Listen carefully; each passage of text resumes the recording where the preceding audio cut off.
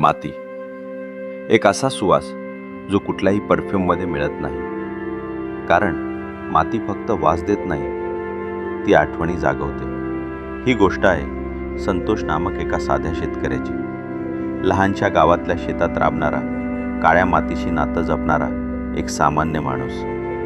तो म्हणायचा, मातीला फसवू नका, ती प्रत्येक थेंबाचा हिशोब ठेवते. आई वडिलांचे कर्ज, भावाच्या शिक्षणाची जबाबदारी आणि स्वतःच्या स्वप्नांची राख, सगळं गिळून तो हसत राहायचा. एका वर्षी दुष्काळ आला, आकाश निळच राहिलं. पण जमिनीचा काळेपणा आक्रंदत होता. पिकं सुकली, डोळे सुकले आणि गावातली आशाही. पण संतोष मात्र खचला नाही. त्याने एक वेगळा निर्णय घेतला. गावातली मोकळी पडलेली जमीन एकत्र करून सेंद्रिय शेतीचं प्रयोगशाळा बनवली.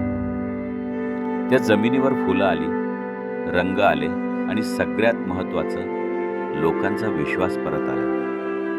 आज संतोषचं नाव कृषी पुरस्कारांसाठी घेतलं जातं, पण तो अजूनही तीच माती हातात घेतो, डोळे मिटून म्हणतो, माझं खरं जग याच मातीमध्ये आहे. कथेतील संदेश: माणूस कितीही मोठा का होईना, त्याच्या पायाखालची मातीच त्याला उभं करत असते.